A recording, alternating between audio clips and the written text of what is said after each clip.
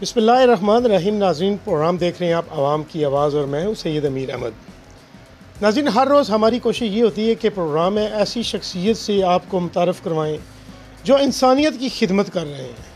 ناظرین، ابھی جو ہمارے پاکستان میں بلکہ پوری دنیا میں جو کرونا وائرس کی وجہ سے لوگ متاثرین ہوئے ہیں، جو دیہڑی دار مزدور طبقہ، وہ سفید پوش طبقہ جو اپنے گھروں تک محصور ہو گیا ہے، ان سے کیسے ملا جا سکتا ہے، ان کی کس طریقے سے مدد کی جا سکتی ہے.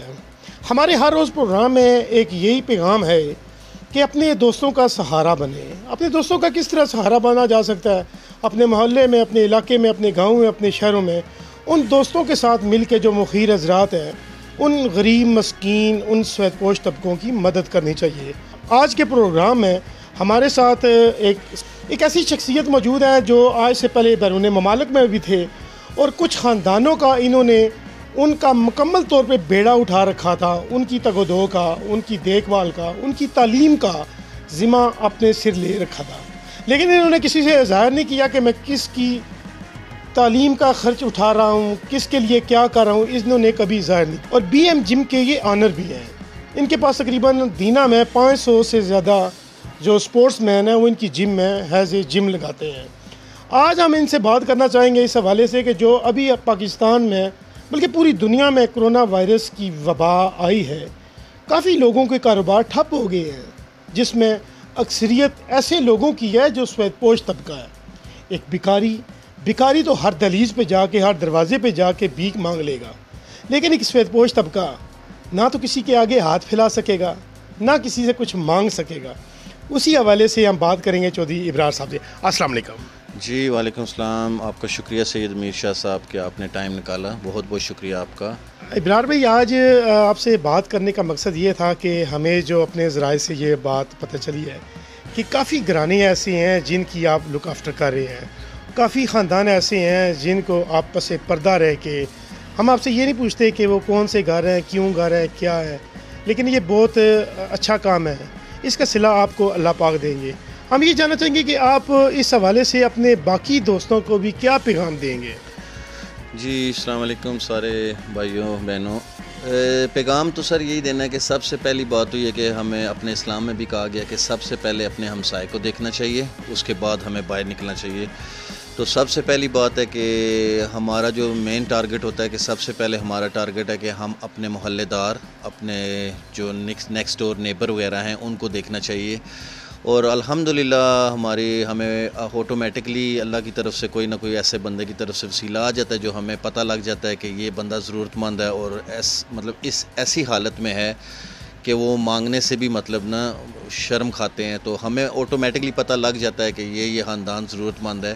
تو سب سے پہلے تو میں یہ سب بھائیوں اور بہنوں کو یہ مشورہ دوں گا کہ سب سے پہلے تو اپنے ارد گرد دیکھنا چاہیے، اپنے محلے میں سب سے پہلے اپنے ہمسایوں کو دیکھنا چاہیے کہ وہ ہمارا فرض بنتا ہے کہ کوئی بھوکا نہ سوئے.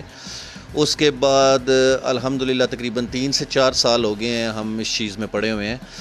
تو لاسٹ ٹائم 2 سال پہلے ہم نے رمضان میں ایک فوڈ پیکیج وغیرہ کیا تھا راشن کا، اس پہ تقریباً 300 گھر ہمارا ٹارگٹ تھا. پھر بھی الحمدللہ اللہ پاک نے ہمیں اتنی ہمت دی تھی کہ ہم تقریباً 350 گھر تک اس میں بھی اب آپ دیکھ لیں کہ دنیا کافی زیادہ، بہت زیادہ پاکستان کی آبادی ہے، تو ہم ہر کسی کو نہیں دے سکتے. آپ یقین نہیں مانیں گے کہ 300 گھر کا ٹارگٹ تھا، پر ہمارے پاس تقریباً 3 سے 4 ہزار سے 5 ہزار شناختی کارڈ لوگوں کے آگے تھے، پر ہم ہر بندے کو نہیں دے سکتے تھے. پر ہم جب جتنے لوگوں کے شناختی کارڈ آپ کے پاس آئے ہیں، کیا آپ ان کے ڈور ٹو ڈور جا کے یا محلے وائز آپ نے کچھ دوستوں کو ایسے کہا دیا تھا کہ آپ اپنے محلے میں غریب مستحق لوگ دیکھیں؟ جی سر، اس پہ آپ کی بات بالکل معنی رکھتی ہے. اس بات پہ آپ نے بہت اچھا سوال کیا. اس پہ سر اللہ معافی دے کہ کئی ایسے گھر بھی نکلے تھے کہ جو الحمدللہ اللہ کے فضل سے کافی تگڑے ہیں، بس ان کو ایک بری عادت پڑی ہوئی تھی. اس پہ ہم نے کیا ڈیوٹی لگائی تھی کہ ہم نے تقریباً اپنی ایک ٹیم تشکیل دی ہوئی تھی جس میں تقریباً ہمارے 5 سے 6 لڑکے تھے، جو کہ ایک ہی اگر گھر کے یا خاندان کے 5 6 بندے، کیونکہ ان کے ولدیت وغیرہ سب کچھ ہم چیک کر کے تو ہم نے ڈیوٹیاں لگائی تھی. پھر وہ باقاعدہ جا کے ان کے گھر پہ نوک نہیں کرتے تھے، ان کے نیکسٹ ڈور یا ارد گرد سے پتہ کرواتے تھے کہ کیا یہ خاندان واقعی ڈیزرو کرتا ہے. اس میں کافی زیادہ ایسے گھر تھے جس پہ بتایا کہ جی بیوہ عورت ہے ان کا مرد نہیں ہے، فلاں جی یہ ڈسیبلڈ ہے، معذور ہے، یہ نہیں کر سکتے، اس کے بچے معذور ہیں.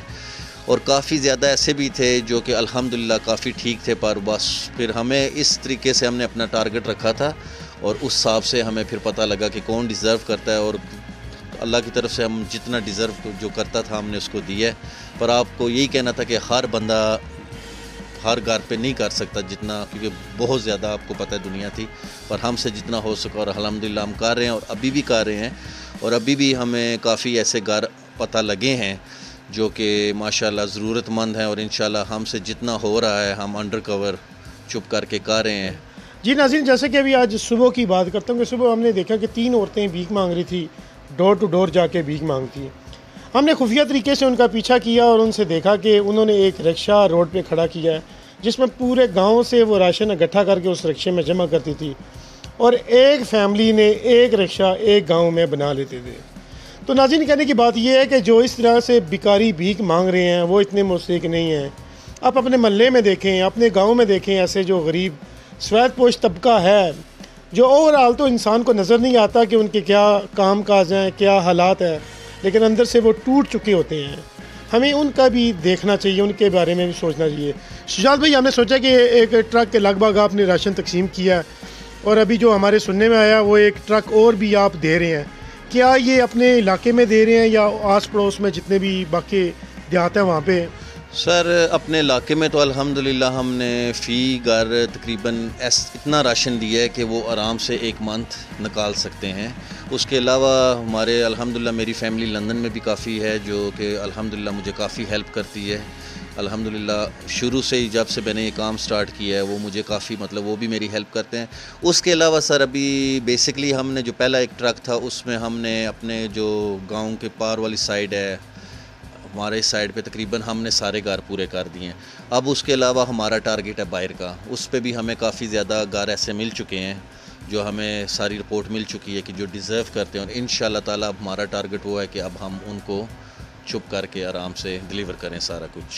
شجاعت بھائی، کیا آپ مناسب سمجھیں گے کہ ہم آپ کا جو فون نمبر ہے وہ لوگوں تک پہنچائیں، جو ایسے مستحق لوگ ہیں وہ آپ سے رابطہ کر سکیں؟ جی الحمدللہ، کوئی مسئلہ نہیں ہے، آپ میرا نمبر دے سکتے ہیں. میں اپنا نمبر خود ہی بول دیتا ہوں. میرا نمبر ہے 0315 570 9057.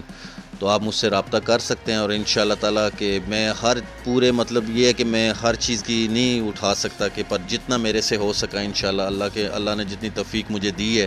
اور انشاءاللہ رمضان کا مہینہ بھی آ رہا ہے، اس پہ ویسے بھی لوگ زکوٰۃ صدقہ ہر چیز دیتے ہیں. کئی لوگ ایسے بھی ہیں جو زکوٰۃ اور صدقہ کے مستحق نہیں ہوتے، اس پہ بھی ہم فی سبیل اللہ ہم ویسے بھی ان کی ہیلپ کرا سکتے ہیں. سارا کچھ ضروری نہیں ہوتا کہ ہر چیز زکوٰۃ صدقہ ہی ہوتا ہے، ہم اللہ کی طرف سے اللہ کی راہ پہ بھی دیتے ہیں.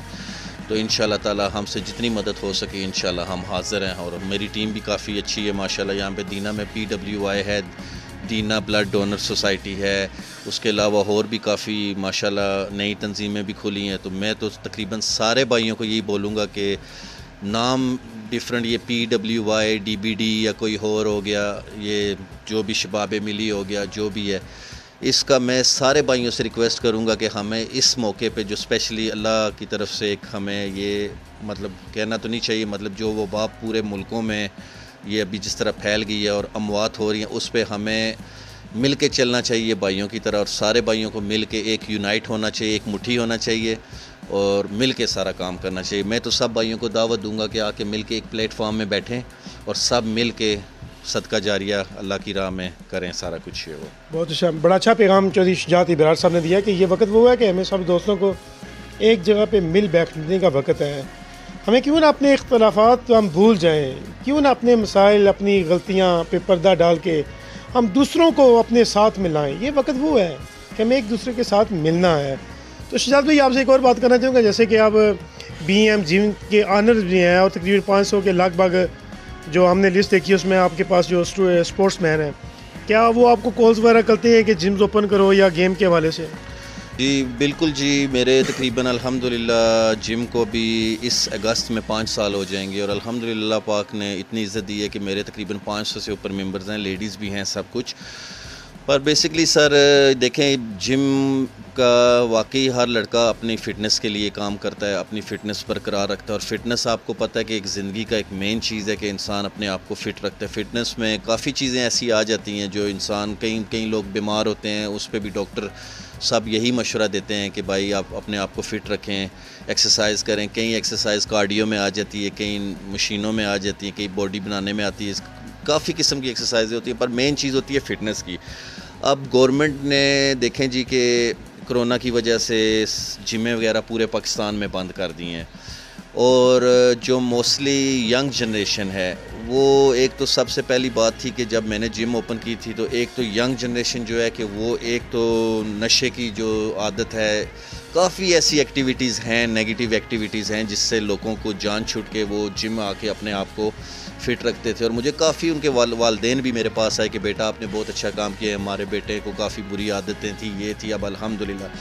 میری گورنمنٹ سے سر یہی ریکویسٹ ہے کہ دیکھیں جی جیسے کہ انہوں نے دوسروں کو ریلیف دی ہے کہ صبح 9 سے یا 8 بجے سے لے کے 5 بجے تک کریں، اس طرح ہمیں بھی ان کو کوئی ریلیف دینی چاہیے، کیونکہ آپ یقین نہیں کرو گے کہ کون سا ایسا دن ہے کہ مجھے کالز پہ کالز، اس کے بعد فیس بک میسنجر پہ میسیج کہ بھائی جم کب کھلے گی، بھائی ہمیں ڈمبل دے دو۔ اب میں کس کو بتائیں، میں کس کو کیا دے سکتا ہوں۔ بیسکلی میں نے ان کو یہی بولا ہے کہ یار میں خود گورنمنٹ کی ویٹ کر رہا ہوں کہ کب گورنمنٹ ہمیں کوئی ایسا نوٹس ایشو کرے۔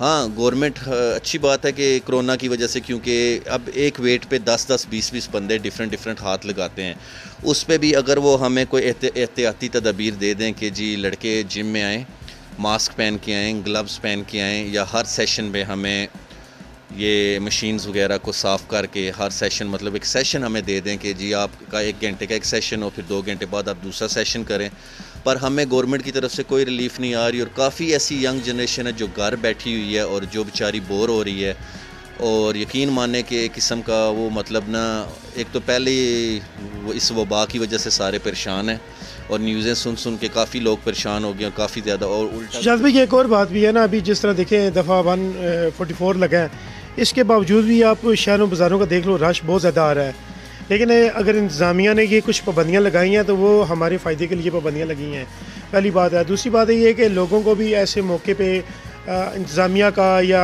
پولیس کا، باقی جتنے ڈپارٹمنٹ ہیں سب کا ساتھ دینا چاہیے۔